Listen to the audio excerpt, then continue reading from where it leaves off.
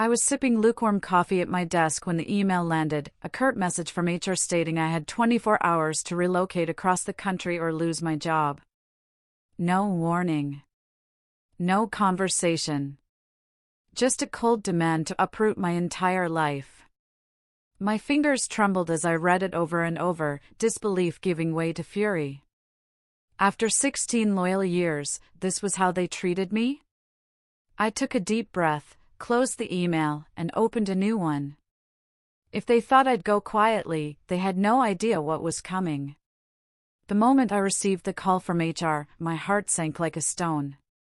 They said I had exactly 24 hours to decide whether I would relocate across the country or face termination. At first, I thought it must be a mistake or some sort of misunderstanding. After all, I had been with the company for over a decade, consistently exceeding expectations and even mentoring newer employees. But the voice on the other end was cold and clear, no negotiation, no extension, just an ultimatum. I was expected to pack up my entire life and move to a city I had never even visited, far from my family, my friends, and everything familiar. It felt like a slap in the face. I sat at my desk in disbelief, staring at the blinking cursor on my computer screen. How did this happen? Was I that dispensable? I replayed every meeting, every email, every project from the past months, searching for any sign that something was wrong. Nothing. My performance reviews were impeccable. I had always been loyal, dedicated, and flexible. Yet here I was, being told to uproot my life overnight. The company had grown cold, or maybe the higher-ups had decided to cut costs by pushing out senior employees like me. The thought stunned deeply.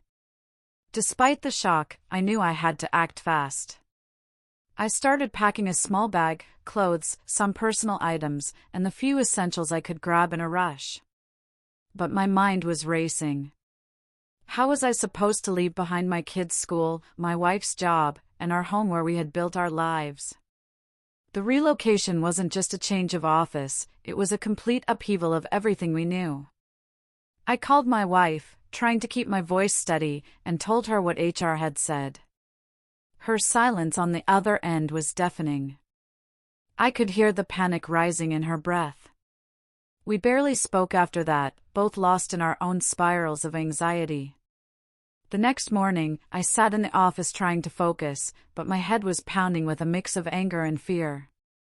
Everyone around me noticed the change. My usually upbeat demeanor was replaced by a quiet tension. I couldn't bring myself to explain, and they didn't ask. But I knew whispers were spreading, rumors of a shakeup at the company, maybe layoffs or restructuring. It felt like walking on a tightrope, where one wrong move could send me plummeting. I dug through the company policy documents, looking for any clause about relocation or forced transfers. There was mention of transfers as a possibility, but nothing about such a tight deadline or mandatory acceptance. I realized HR was bending rules or perhaps using this as a tactic to push me out. I wasn't naive, corporate politics could be ruthless. But I hadn't expected to be treated like a disposable asset. I began to suspect that someone higher up had made a decision about me, and HR was just the messenger. Meanwhile, I tried to reach out to my manager for some clarity, but his responses were vague and evasive. He mentioned that the move was part of a larger strategy to consolidate teams and improve efficiency, but offered no concrete details. I felt like a pawn in a game I didn't understand, thrown into a corner without a way out. My manager's lack of support was a bitter pill to swallow after all the years I had invested in the company. It was clear I wasn't a priority anymore. With each passing hour, the pressure mounted. HR reminded me several times about the deadline, and the relocation package they offered was less than what I had hoped for. The new city was expensive, and the housing allowance barely covered a small apartment. On top of that, my wife's job was non-transferable, which meant she would have to quit and find new work, something that wasn't guaranteed in a tough job market. The logistics were overwhelming. I started weighing my options. Could I just quit? But then, what about my career? The resume gaps, the questions from future employers. I had bills to pay, a mortgage, and kids to raise. Leaving wasn't as simple as walking out the door. Yet relocating felt like signing my own sentence to loneliness and uncertainty. I was trapped between a rock and a hard place. In the middle of this turmoil, I discovered something unexpected. While going through my emails, I found a thread where some executives discuss plans to outsource certain departments overseas to cut costs. The message was buried deep in a chain and not addressed to me, but it was clear enough: my position was soon to be eliminated, and the relocation demand was a cover-up. They wanted to get rid of me quietly before announcing the layoffs to avoid backlash. This revelation ignited a fire inside me. I realized that the company wasn't just asking me to move, they were trying to force me out without the mess of a direct firing. The 24-hour deadline was a cruel tactic designed to intimidate me into quitting on my own. But I wasn't going to fall for it. After all these years, I deserved better. I deserved respect. I decided that if they wanted to push me out, I would fight back on my own terms. I started documenting everything: calls, emails, conversations with HR and management. I gathered evidence of the relocation ultimatum and the hidden plans to outsource my job. I even reached out to a few trusted colleagues who had faced similar treatment, and their stories confirmed that this was part of a bigger pattern. The company was systematically sidelining loyal employees under the guise of restructuring. One evening, as the 24-hour clock ticked down, I sat in front of my laptop drafting what would become the most important email of my career. It wasn't just a resignation or a plea for fairness, it was a carefully crafted message exposing the company's tactics and demanding accountability. I wrote with a calm but firm voice, detailing the unfair ultimatum, the lack of transparency, and the hidden agenda to eliminate my role without due process. I included the evidence I had gathered, highlighting the internal discussions about outsourcing and the unrealistic relocation demands. I CC'd senior executives, the legal department, and even the company's board members. This wasn't just about me anymore, it was about standing up against a system that devalued its people. I knew there would be consequences, but I was ready to face them. As I hit send, a wave of relief washed over me. For the first time in days, I felt in control again. I wasn't just a victim, I was someone who refused to be silenced. I had taken back my power. The next few hours were a blur of anticipation and anxiety. I watched my inbox closely, waiting for the fallout. To my surprise, the response came quickly.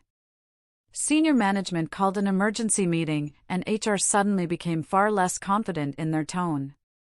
Some executives reached out privately to discuss a possible settlement and to keep the situation quiet.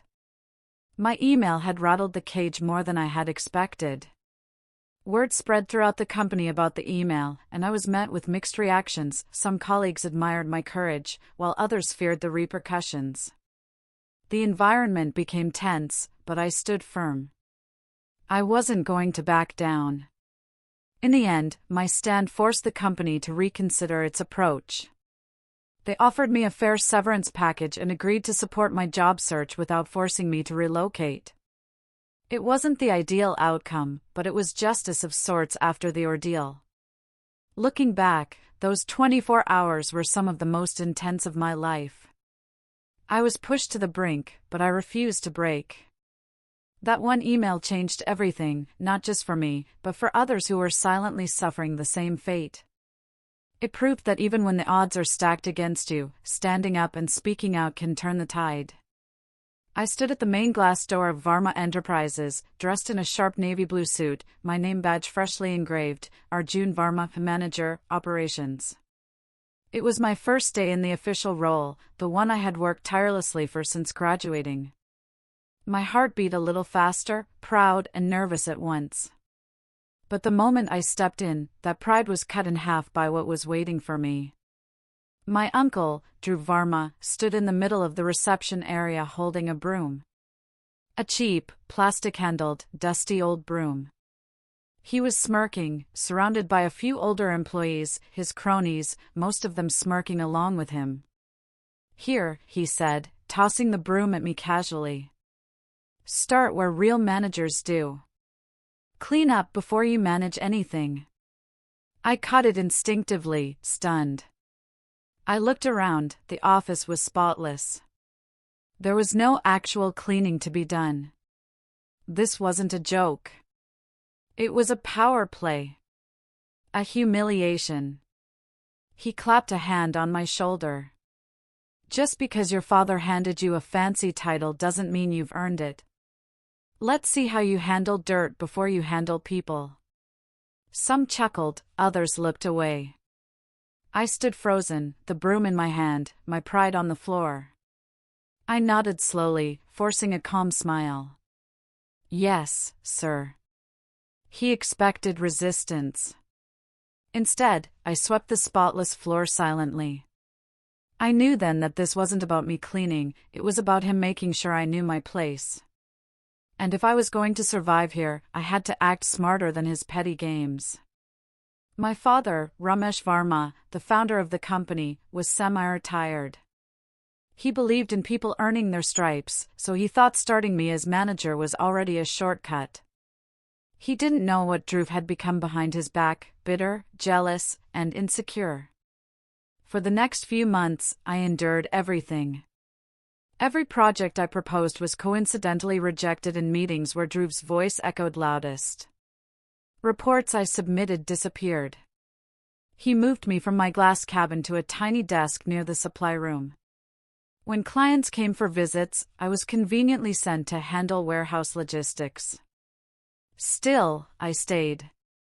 I came early, stayed late, watched every department, finance, logistics, human resources, even janitorial. I listened to employees grumble, to old-timers talk. I saw who worked, who just looked busy, and who was just riding on my father's goodwill. The company had grown sluggish. Profits were steady, but the energy was gone. Employees clocked in and out without passion. Dhruv had built a small empire of yes-men around him, people who never questioned him because they feared being reassigned or ridiculed like I was. But I kept notes. Quietly, patiently. Then came the Chala account, a government logistics contract worth millions. The largest tender in 3 years. I submitted a proposal with an improved routing algorithm I had designed during my master's project. It cut fuel costs by 18%, labor costs by 12%. I stayed up 3 nights to prepare the presentation, graphs, logistics schedules, digital simulations. The morning I was to present it, I walked into the conference room and found Dhruv already wrapping up a pitch. My presentation folder was open in front of him. He had taken my work and claimed it as his own. "Arjun's too new," he explained to the board. This idea came from our senior logistics team, but I polished it. I felt my mouth go dry. I opened my mouth, but one look from my father silenced me. He wasn't angry, just confused. Dhruv smiled wider. After the meeting, he leaned in close. "You think this is college group project? This is business. And business eats the weak." That night, I didn't sleep. I felt broken, but not beaten. I made a decision. If I was going to be respected, I wouldn't just survive here. I would change everything. I'd earn power the right way, but once I had it, I'd use it wisely. And when the time came, I'd remember every insult, every humiliation. I started meeting with the youngest team members, the interns, the fresh hires, the ones no one listened to. They had ideas. They were eager. I encouraged them, guided them, sometimes even helped them with late-night reports. Slowly, I built loyalty, not through fear like Dhruv, but through trust. I joined warehouse shifts secretly during weekends. I worked forklifts, updated the software myself, created inventory systems that cut delays by 40%. I started a digital transformation quietly, under the radar, using old and used R&D budgets. The older team didn't care, they never read those reports anyway. 6 months in, we launched a silent pilot project for a new delivery route in the Northern District. I used all the strategies from my college thesis and the feedback from warehouse workers. The results? Delivery times cut by 25%, cost savings of 18 Indian rupees lakh per quarter. I took it to my father directly. He read the report thrice. Then he looked at me, serious. You did all this? Without approval? I nodded. He was silent for a long moment. I was waiting for you to grow into this role, he said.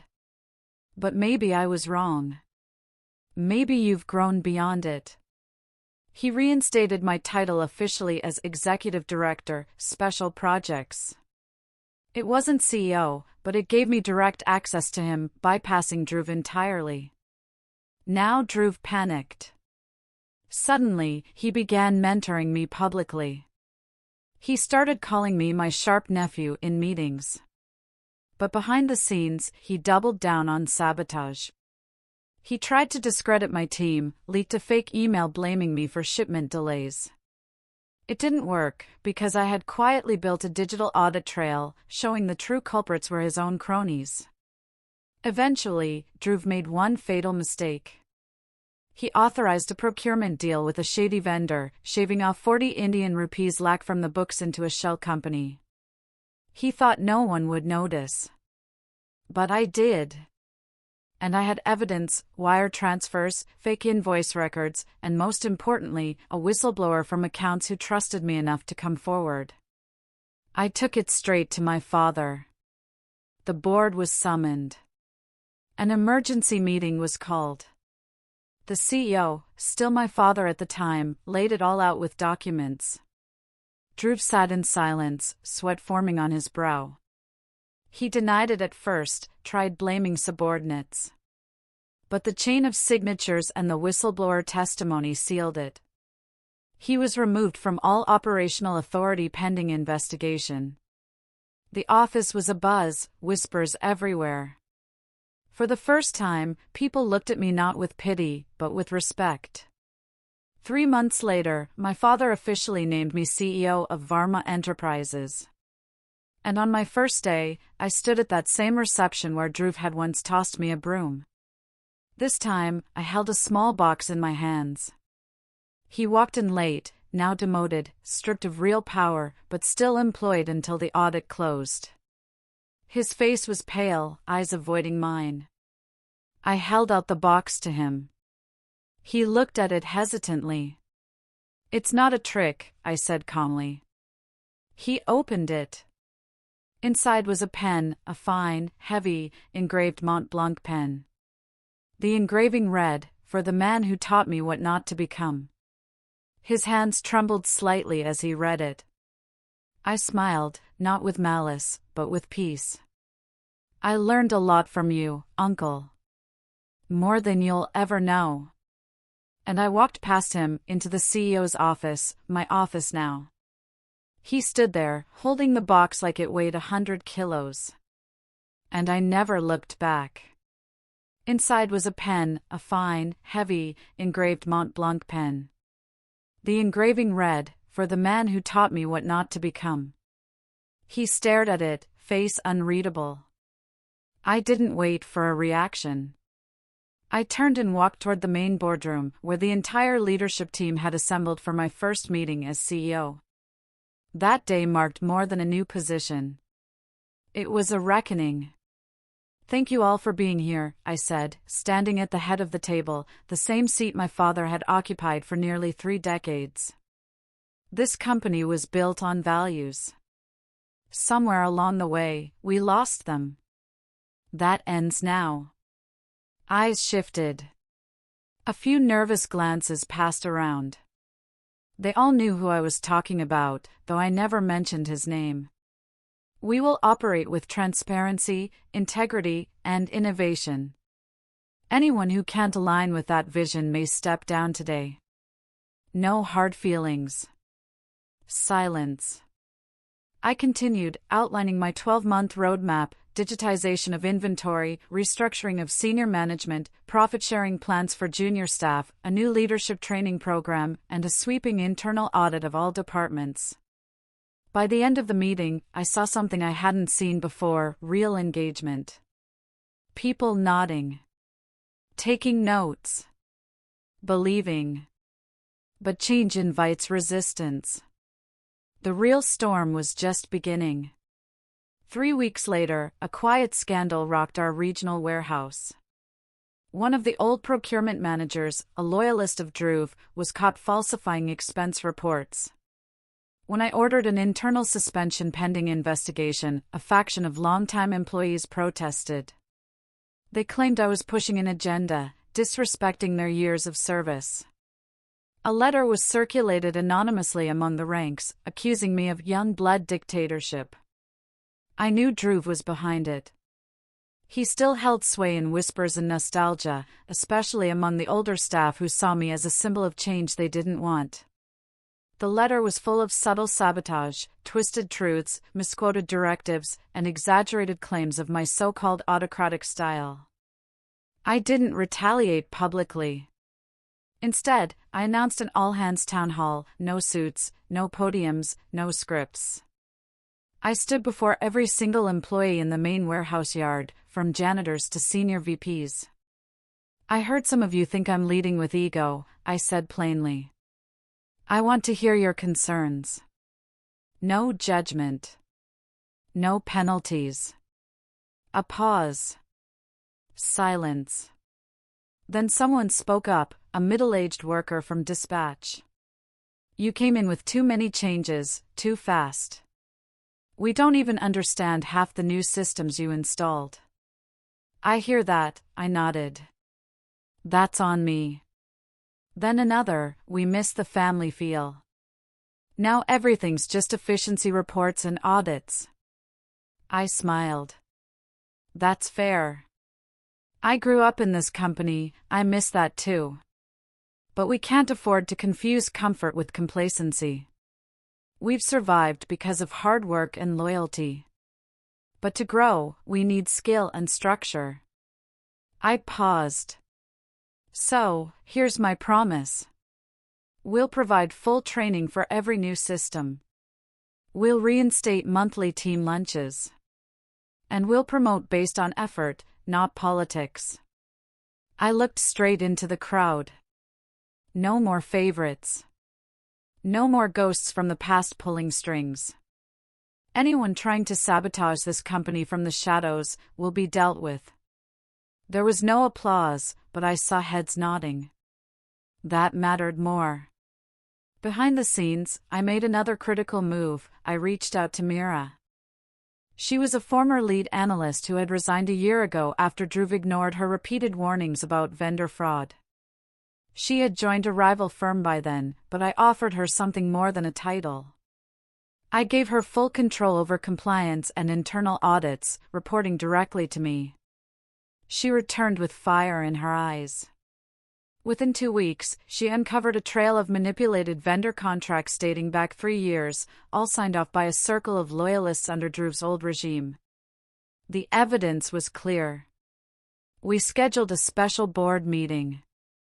I laid everything bare. "This isn't just about fraud," I told them. "This is about rot. And it has to be cut out, entirely." Druve was summoned once again. This time, he didn't come with smirks or sarcasm. He came with a lawyer. But it was too late. The board voted unanimously to terminate him from all positions, including honorary advisory roles. He was escorted out of the building quietly, without ceremony. I watched him leave from my office window. The same man who had tossed me a broom now walked out with a file box in his hands. I wondered if he remembered what he said that day: "Business eats the weak." But he had mistaken ruthlessness for strength. And silence for weakness. The very next week, I turned to the second part of my vision: rebuilding morale. I introduced the Second Chances program. Employees with old complaints, unresolved cases, or overlooked promotions were invited to reapply or have their cases reopened. Some managers resisted, claiming it would stir up the past. I disagreed. I believed that if we didn't make peace with our past, we'd never build a better future. One day, as I walked through the operations floor, a janitor named Karen stopped me. "I saw what you did with Dhruv, sir," he said nervously. I braced myself. But then he smiled. "You know, I was the one who gave him that broom to hand to you on your first day." He told me it was a joke. I raised an eyebrow. He looked ashamed. "I didn't know he meant to humiliate you." "I'm sorry." I shook his hand firmly. "You were just following instructions. I don't blame you." He looked shocked. "You don't?" "No," I said. "Because you just told me the truth. That means more than anything else." He nodded, grateful. And that's when I realized I wasn't just fighting Dhruv. I was fighting the culture of silence he left behind. The final test came 6 months later. We landed a chance to bid for an international supply chain contract with a European firm. It required strict compliance, full ISO certification, and transparent labor records. The old Varma enterprises wouldn't have qualified. But under our reforms, we passed every audit. I led the pitch myself, not as the son of the founder, not as a kid with something to prove, but as a leader with a team that believed in what we built together. When we won the contract, the office erupted. For the first time in years, celebration felt genuine, not forced or formal. That night, as I walked through the empty office, I saw something outside my door. A broom. Neatly placed. Clean. And next to it, a note. For the man who cleaned the dirt out of this company, not with fear, but with honor. I smiled. This time, the broom wasn't a mockery. It was a tribute. A symbol that we had come full circle. And I was ready for whatever came next. For the first few weeks after the board's decision, I tried to remain calm and composed, even as the changes began. The office atmosphere shifted the moment my uncle walked out of the building carrying the box I handed him. There was a subtle energy, an unspoken excitement in the air. People realized a new chapter had begun. Employees who had once walked on eggshells suddenly stood taller. Conversations that used to die the moment he entered the room were now filled with ideas, innovation, and relief. But for me, the high of that moment quickly gave way to the weight of responsibility. I wasn't just the man who had delivered a dramatic exit to his old boss, I was now the one responsible for everyone's livelihoods. And the deeper I dug into the operations, the more I saw just how much damage my uncle had caused. Projects were neglected. Budgets were misallocated. Promising teams were disbanded out of pettiness or jealousy. The company had survived, but just barely. One of the first things I did was bring back employees my uncle had driven away. Talented minds who had either quit or been pushed out returned when they heard I was in charge. Among them was Laura, the former head of R&D who had resigned after my uncle belittled her team's prototype in a meeting. When I called her, her voice trembled, not from fear, but disbelief. She returned within days, and by the end of the month, her team had already resurrected a shelved project that soon became one of our biggest revenue generators. But not everything was smooth. The company's culture had been shaped by years of fear, favoritism, and control. It took time to convince the senior leadership that things were truly changing. I held open Q&A sessions every Friday, allowing any employee to voice concerns or suggestions anonymously. At first, the questions were hesitant, some even sarcastic or accusatory, but week by week, honesty replaced cynicism. People began to trust that I wasn't just a new face with a title, I was one of them, someone who'd swept floors, answered phones, and endured humiliation just like many of them. My uncle, however, didn't disappear quietly. About a month after his removal, whispers began to circulate. He was making calls, reaching out to former clients, trying to poach talent from within the company.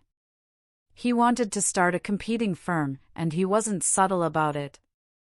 At first, I considered ignoring him, letting him dig his own grave.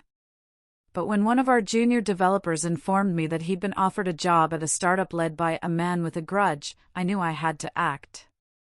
I didn't want to retaliate, not in the same bitter, vindictive way he would have. Instead, I leaned into transparency. I called a company-wide meeting. I stood on that same floor where I once pushed a broom and said, "There are people out there who will try to shake your loyalty, who will make promises built on pride, not purpose.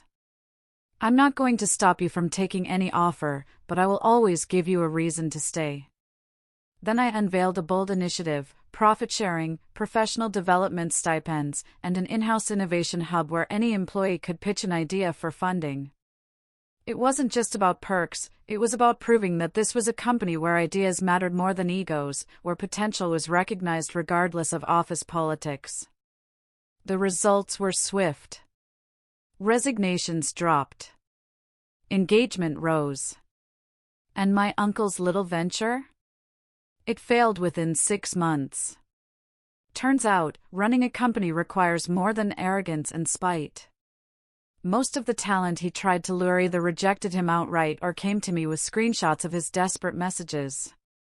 I never gloated. I simply thanked them and moved on. But the most emotional moment came 3 months into my leadership. I found myself alone in the CEO office, my office now, cleaning out one of the old filing cabinets. Stuffed in the back was a dusty cardboard box labeled miscellaneous. I opened it and laughed quietly. Inside, on top of a few outdated manuals and old paperweights, sat a single item: the broom. The very same one my uncle had handed me on my first day as manager.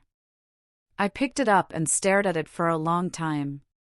The memories hit me like a wave: the shame, the helplessness, the forced smile. But now, holding it again, I didn't feel broken. I felt whole. I had come full circle. That evening, I sent a message to the entire company. It simply read: "Never forget where you started, but never let it define where you end." Attached was a picture of the broom, now framed and hung in my office, beneath a plaque that read, "From dust we rise." News of our transformation spread. Clients who had grown distant under my uncle's reign returned, impressed by the renewed energy and professionalism. We even attracted media attention, a feature in a major business magazine titled "From the Ground Floor to the Top Floor: How One CEO Swept Away Toxic Leadership." They interviewed employees, highlighted our programs, and even mentioned the symbolic broom, calling it the most poetic piece of office decor in corporate history. But despite all this progress, a part of me still wrestled with the complicated feelings surrounding my uncle. He was family, after all. Blood doesn't excuse abuse, but it makes the scars a little deeper. My parents had mixed feelings, proud of me, but saddened by the rift in the family. My uncle, as expected, blamed everyone but himself. In a bitter podcast interview, he called me a traitor who stabbed family in the back for a corner office. I didn't respond publicly. I didn't need to. The results spoke louder than any feud ever could. One day, I received a letter, not an email, but an actual handwritten letter in a crumpled envelope. It was from my uncle. The handwriting was still bold, but shaky. He wrote, "I didn't think you had it in you. Maybe that's why I treated you like I did. Maybe I wanted you to prove me wrong. Well, you did. I won't ask for forgiveness.